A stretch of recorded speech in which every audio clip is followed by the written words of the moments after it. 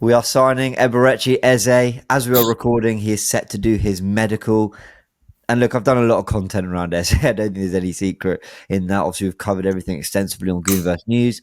I've done a couple of breakdowns on the channel, but we did say, Ben, that if there were another signing, we thought we'd done our last transfers explained, but if there were another signing, we would get together and talk about it in detail. I'm going to do something a little bit different in this. I actually really want us to annotate and very specifically talk about the problems that Eze fixes. We have issues in what we call zone 14, that area on the outside of the penalty area. We're going to go through it in detail. And we're trying to analyze using kind of screenshots and doing some analysis on exactly what he does in that area of the pitch. Because, we could all sit here and say he's a brilliant dribbler, he's a brilliant passer, he's this, he's amazing. But I really want to kind of get to the crux of why we're so excited and why he solves so many problems. So it's probably going to be the most analytical piece we've done from a visual perspective. But as always, Ben, we've got your amazing expertise and insight. So welcome back, man. And I'm glad we got one more of these before the transfer window was over.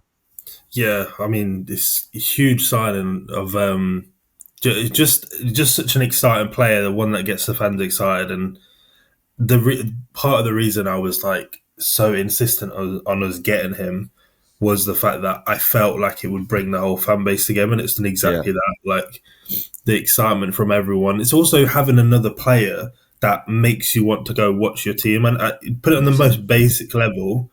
You get excited to watch your team because that player is playing. And 100%. like people watch Palace for Eze. Do you know what I mean? So it's going to be the same for us. So can't wait. You're so right. And some people have been saying, I think Jordan said on Forever Arsenal, that he is very Arsenal. When you look at the era where, and I appreciate we didn't win titles in this era, but when we had Fabregas, Rosicky, Hleb, Arshavin, Nasri, those kinds of players, Jack Wilshere, he's that kind of player in the way he fits at Arsenal. Can play out wide, can play in central spaces, will get the ball deep, will make things happen in the final third, can score from distance, can be on the end of moves, can be the playmaker. He can do so much. Now, people watching this podcast, they will all understand who Eberechi Eze is, right? We all know the player, we all like the player. Like I said, I want to get to the very crux of the problem Arsenal have and the problem I believe he fixes, and really kind of on the nose, like, this is what he's going to bring. Now, there's this graphic here from Prime Sport, and it shows that we've gone 844 days since our last defeat to Man City, 1,788 Man United, over 1,100 with Tottenham, 1,200 Liverpool, and nearly 1,500 days since we lost to Chelsea. Our record against the Big Six, the traditional Big Six, is absolutely sensational. Where Arsenal drop points is West Ham at home, irritatingly, the last few seasons, against teams that have a low block or a mid block they cut off the passing lanes through the middle that we're trying to play around. We've lacked a presence in the box, but also actually access to those central areas. Now, what I did was I went on to the analyst, and they do these breakdowns all the time throughout the season, but I actually wanted to look at 23-24, where Arsenal did have a very good campaign. We did get to 89 points, and you can see here, what we've got is in the blue are the zones of control. So all these are zones of control, but the blue is the area from left to right that Arsenal have control in. As you can see, the red is where we typically don't have control in, and the grey is where it's basically contested. Control means, and you can correct me if I'm wrong, Ben, but essentially we tend to have more passes, win more duels. Statistically, we come out on top. The red is where we don't. The grey is where it's a little bit of a balance. Now, Arsenal are pretty in control in games, and were in the 23-24 season in the areas that you'd kind of expect them to be. If you compare it to Man City, who were the title winners that year, far more control, especially in what we call zone 14, which is that the D area of the penalty area, and sort of nearing that area towards it is pretty much just the attacking penalty area that they don't have control in, which you expect you're going to lose a lot of duels to centre backs and defences and whatever. That is a fundamental problem of Arsenal's, Ben, and we haven't been able to access the centre of the pitch. I think you can see Arsenal trying to do it quicker this season, but it's going to take more than just tactics. It's going to take players like Eze to unlock it. Yeah, and one of the most important things about that zone when people discuss it is the fact that that's where most goals come from. Statistically, they all come from the central area. And if we're creating a lot through going wide, people spoke about this whole horseshoe football to try and make sure you don't lose possession, and keep control, but we're not creating enough through the central areas. And I think one thing I've said to people is, I think part of it is not having the right players. You can. It's not a criticism just on Arteta, but is football managers in general. There's a lot less focus on solving problems internally, through coaching, or compared to like solving problems through players, like buying new players, and that's the solution. That's just how the game's changed. I feel like the coaching side, that's changed a little bit, but the most important thing we've got there is we want players who have the bravery to take on players through the middle, but also it's about,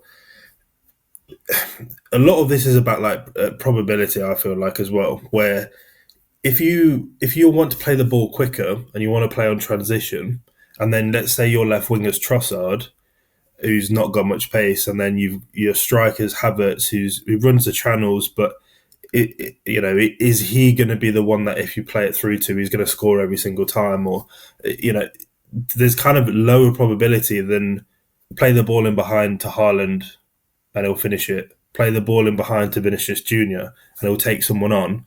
Play it to feet and he'll take them on and then create a cutback, or he'll score a goal himself. Like it's a lot lower probability. So I feel like a lot of the time it's like just keep possession and avoid losing the ball.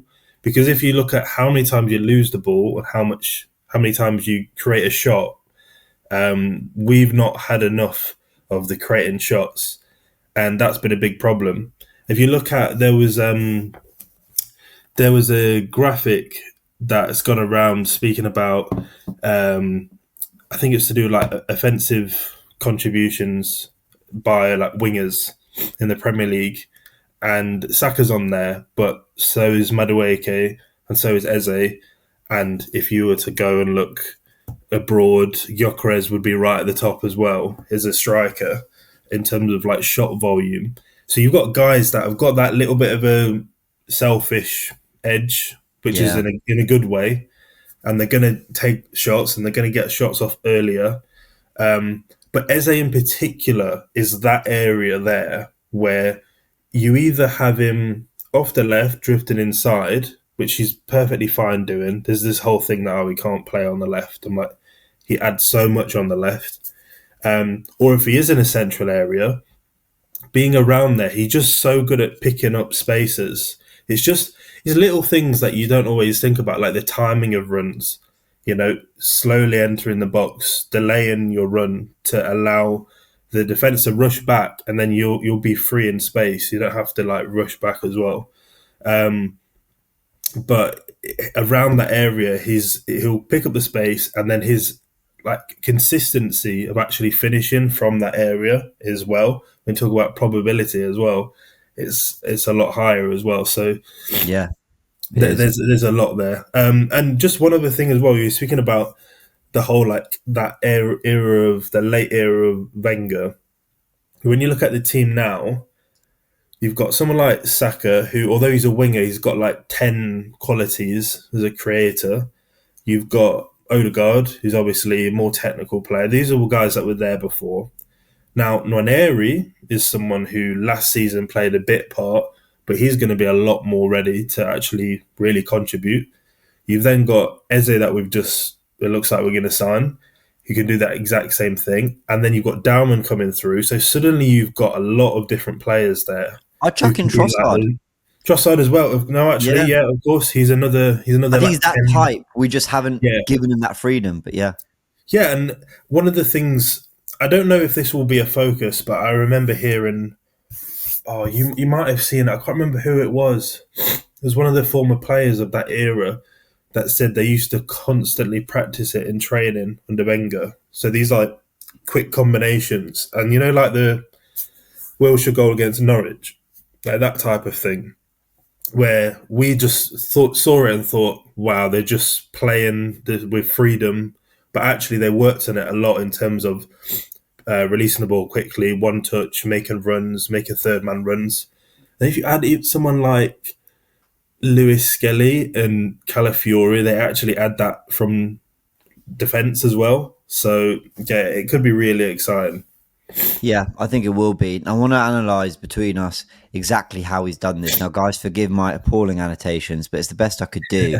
What we've got here is the moment before Eze scores a great goal or gets an assist, and then the moment it happens. I want to go here to his goal against Chelsea. And Eze's there on the edge of the area while 1, 2, 3, 4, 5, 6, 7 Chelsea players have dropped back, and you can see 5 Crystal Palace players in the box.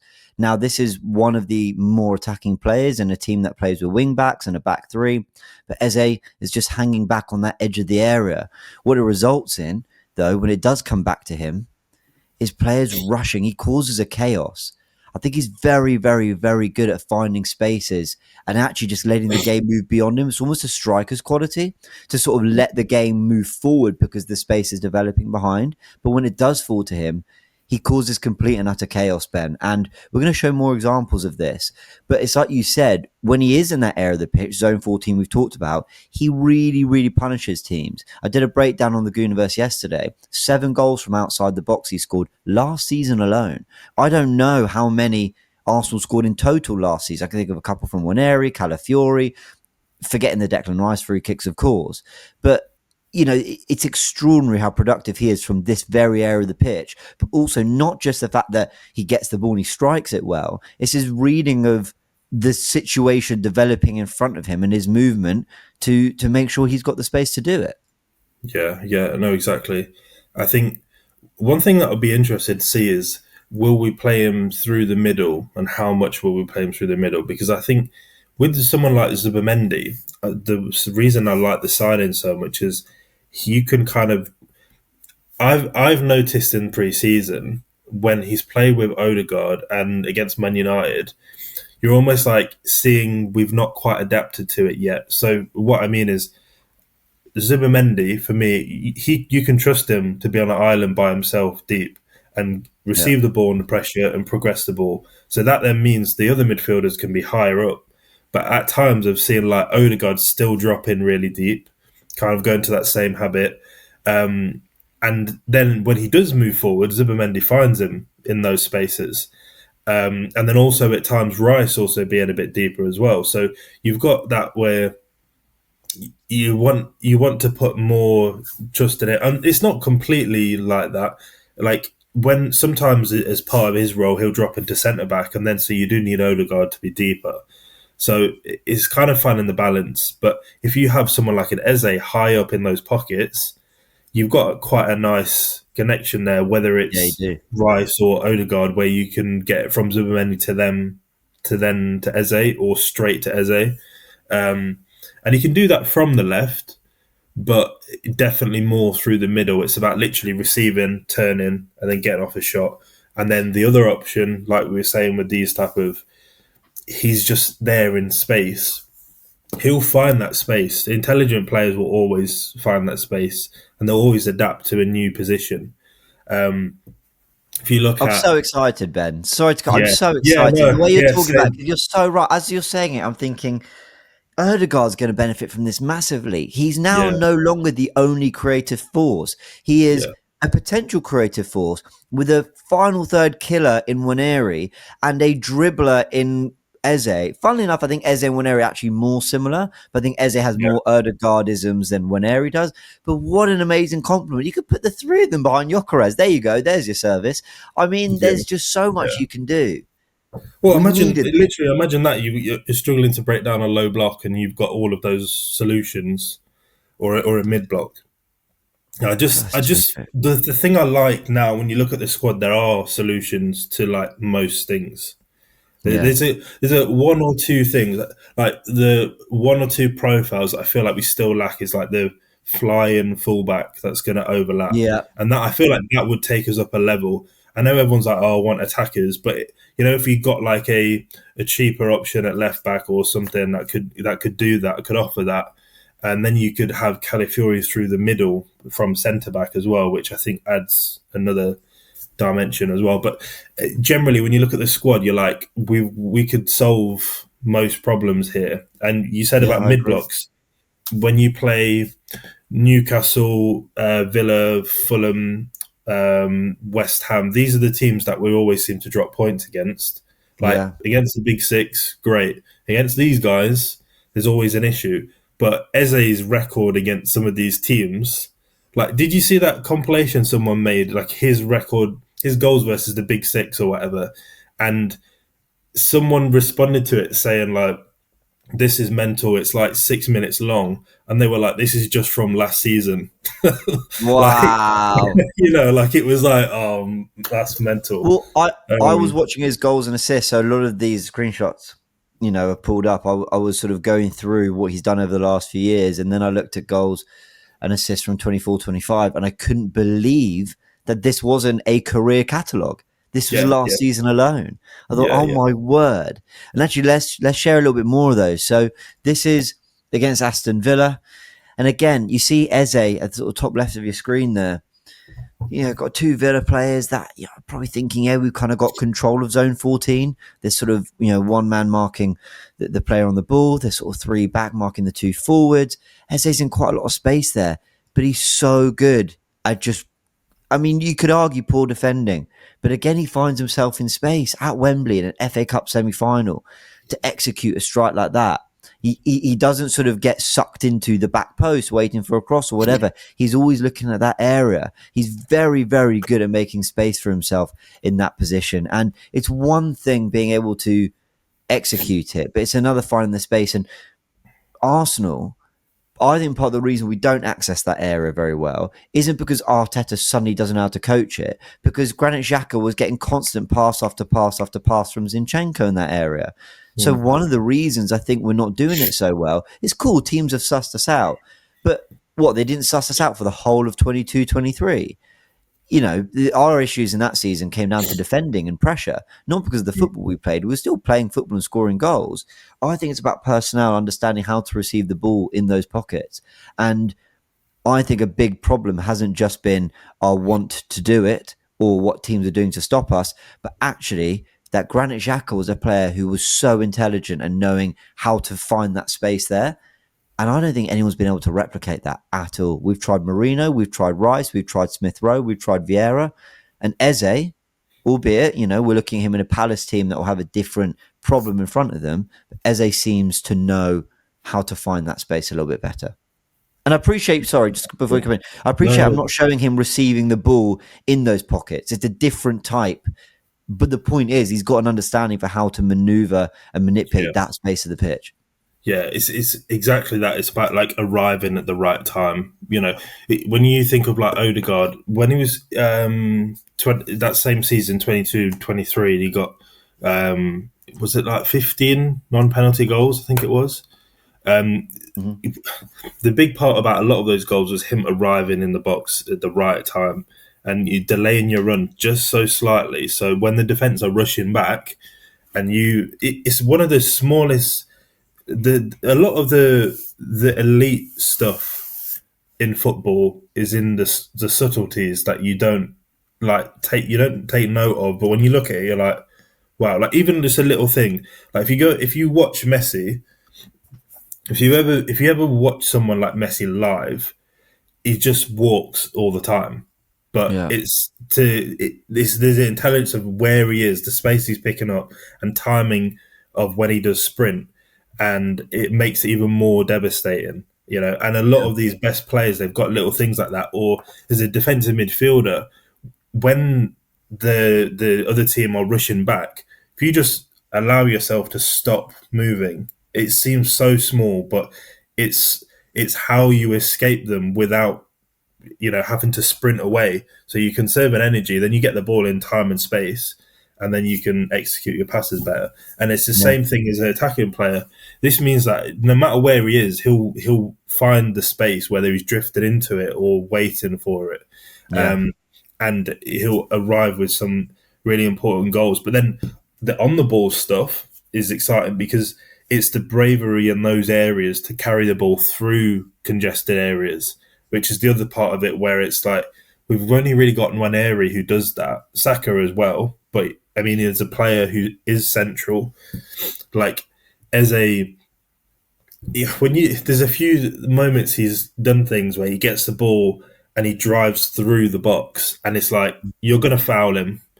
You have to take him down, or he'll get through. Do you know what I mean? And Sorry to cut you, Ben, because we've yeah, actually yeah. got visual examples. I think will really Oh yeah, support what of you're course. saying. Where have I got it here? Let me just find it. Right. So this example here, this is a pretty settled back three. It's a 3-on-3 Yeah, with two, I believe it's Brighton players coming back, but it leads to a complete and utter mess because his instinct isn't let me drive away into the space, let me drive at one player. He absorbs players around him. Like players yeah, are yeah, just they swarm around him because of the panic he causes. And what was a settled 3 and a 2 in front has basically become some messed up, pyramid, not pyramid. What's a five-sided shape? Or pentagon. There we go. Pentagon. Idiot. There we go. So you can see I didn't do well at maths. No, I had to Quite, think for a second, and I was like, "Don't get it yeah. wrong. Don't get it wrong. Laugh it off." Oh no, honestly, yeah. Just the comments can abuse me for that one. But it's messed up pentagon shape around him, because players are stressing, and this leads to an assist because a wing back comes in and they score, and it's that kind of havoc he causes. And I want to just show one more image here. This is against Fulham. Again, he's running into the congested area. He's dropped a shoulder. He's beat players. Now the yellow arrow is what he does. He fires it into the far corner. But is there a run there from, I believe, I'm not sure who the forward is. They made a little darting run. There's potentially a pass there in a disrupted back line that is kind of pulling itself out of its regular shape, its settled shape that Arsenal so often face. Because a player like Eze has driven into the area that they're uncomfortable in. They don't know whether to press and stop him. They don't know whether to hold their shape. If they sit back, then he's going to punish you. 7 goals from outside the box, as we mentioned. So sorry to cut you. I didn't mean to be rude there, but I think No. these kind of really annotate what you were saying about the havoc he causes, quite frankly, simply because he's willing to drive into congested areas. And we don't really have players outside, like you said, Waneri, but Saka from the touchline who want to do this. Yeah, yeah, and he will do it from wide as well. Yeah. There was that goal there is a good example as well. That one against Fulham, but there was one against I think Sheffield United, and they quick. This is literally how I see us using him a lot, where quick transition. They got the ball deep, played it long to him, and he was on the left side, and then he got the ball, drove through the middle. Literally, he's a goal orientated, carrying and running. Like you get the ball and you're driving towards the middle, and then he hit a shot that just went up and up, went straight Yeah. into the top corner. Yeah. And like, I can't remember the last time I saw our left winger do that. Yeah. That's exciting. Seeing someone who they'll get the ball, like we can play the ball to them quickly because they'll quickly create something. They'll create a solution. That's the part of it where if you don't have someone who's going to do that, like Martinelli, his biggest threat would be play the ball in behind the defence to him, and then he'll create a shot via that. But with someone like Eze, he's very much like with Saka, where when they get the ball, they draw players to them, and they take other players out of the game. And if you've got to think, if you're drawing 4 players to you or whatever, because that's the only way to stop you, who's going to be free? It's not going to be like at Palace, where no disrespect, some of the players that are left, they're Palace are a top team. But let's say you're leaving someone like Mitchell free, down the left, or to be fair, I'm thinking about it. Some of the players they've got are really good, like Mateta and Sarr. But at the same time, if you think of it, Saka's free, or Odegaard's free, Waneri's free, Gyökeres is free because you pulled a centre back over here. These guys are making runs. That's huge. And you've now got a thing where we've got it self-done where the attack goes to the right always, and then if it goes to the left, it kind of breaks down a bit. But if it can go to the left and be just as devastating, it then means the right, someone like Saka, doesn't have to be doubled up on all the time. And you've got a lot more like, where do you go? If you're looking at a defence, you're like, well, we double up on Saka, you left Eze free, and Gyökeres will get off shots early as well. So, all right, let's make sure we double up on Gyökeres. Oh wait, no, Saka's free now. So it's good. And then you do that. You make sure you block off them 3, and then Odegaard's free on the edge of the box, or Yeah. Nwaneri's there, or Rice is even picking up the ball there. So yeah, it's that's the exciting part in terms of drawing players and creating those moments. Yeah, I completely agree. And I'm hoping that creating those moments, drawing players in, I'm hoping he is enough of a problem for the opposition. I've no doubt he will be, that it creates space and opportunity for others that have been squeezed out of the game in the last few years. Now, Erdegaard, I don't make complete excuses for his performances, but if you're an opposition team setting up, you're going, that's the creative force. In fact, it's actually Erdegaard and Saka. So let's make sure that side we really, really lock down. You can't do that now because Eze will punish you on the left. Calafiori will bomb up and down. Martinelli's blistering pace and his kind of more direct approach to goal, which I think is how he plays more instinctively, should be elevated by having an Eze there if they can play together in the same team. You can do Mm, so many things. I think Rice as a box to box has actually suited it more, almost replicating the De Bruyne underlapping runs. But you can do that now with an Eze as the 10, tweak the dynamics. Gyökeres and Eze press as a front two with Rice and Zubimendi. Zubimendi loves to drift left and build up anyway. Eze plays in that space and Rice underlaps Saka. We've just unlocked a whole new midfield. Like there is so much we can do through one signing. And someone asked me, it was Jordan for Arsenal. They said, who benefits the most or who's under most pressure? And I said, you can legitimately argue for 5 positions. Erdegaard directly as a 10, mm, Martinelli directly as a left winger, Rice directly as a left 8 if we want to go with that. But if you're going to go Erdegaard and Eze as a 2, then you probably want the steal of a Rice in behind them. You might want Zubimendi's ability on the ball. But the steal of a Rice behind them means Zubimendi's under a bit of pressure. If that's the midfield combination, then if we've got direct mm, competition with those two. And then I'd argue the false 9 as well. Because if Gyökeres doesn't settle into the system, because we have to adapt to him as much as he has to adapt to us as well, then actually a Trossard, a Martinelli, and Eze could even play as a false 9. And then we look to get those players in that zone 14 area a little bit more directly, a little bit more tactically, rather than them just floating in that area. So I think 5 positions are all impacted by Eze arriving, or at least elevated through pure competition. yeah, and even how it affects the left back.